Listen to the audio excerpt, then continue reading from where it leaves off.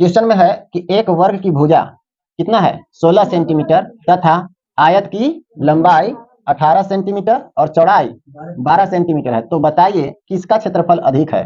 दोनों का क्षेत्रफल लिखिए। देखिए कुछ करने की जरूरत नहीं है। सबसे पहले एक वर्ग बोला, तो ये आपका वर्ग है जिसका भुजा कितना दिया हुआ है 16 सेंटीमीटर। 16 है ना, तो 16 सेंटीमीटर भुजा है तो सब 16 सेंटीमीटर होगा क्योंकि वर्ग है ना, तो वर्ग की सभी भुजाएं क्या होती हैं बराबर, तो ये 16 सेंटीमीटर हो गया।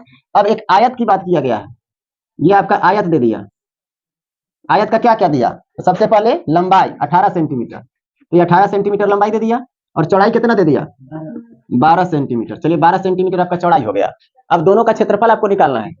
अगर हम वर्ग का क्षेत्रफल लिखें तो लिखेंगे वर्ग का क्षेत्रफल बराबर, सूत्र क्या होता है भुजा का स्क्वायर।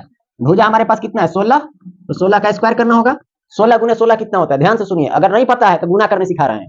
6 का वर्ग करना है, 6 के पढ़ा 6 बार, 6 छक 36 के 6 हासिल कितना 3, और फिर तीनों को गुना करना है, तो 2 छक 12 और 12 एकम 12 और 3 हासिल था, तो 12 और 3 15 का 5 हासिल कितना 1। अब 1 का स्क्वायर कीजिए तो 1 एकम 1 और 1 हासिल कितना 2, इस सेंटीमीटर में था तो सेंटीमीटर स्क्वायर हो गया, क्षेत्रफल निकल गया वर्ग का।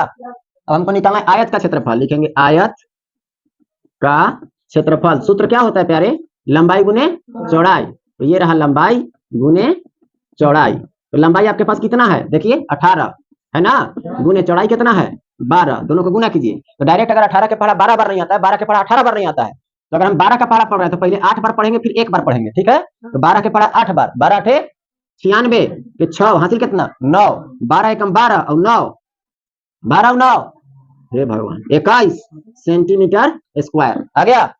इसका भी क्षेत्रफल मिला, इसका भी, मतलब वर्ग का भी क्षेत्रफल मिल गया, आयत का भी। अब देख करके बताना किसका क्षेत्रफल ज्यादा है, पूछा है ना किसका क्षेत्रफल अधिक है, तो दोनों में से किसका क्षेत्रफल अधिक है वर्ग का क्षेत्रफल अधिक है। लिखेंगे वर्ग का क्षेत्रफल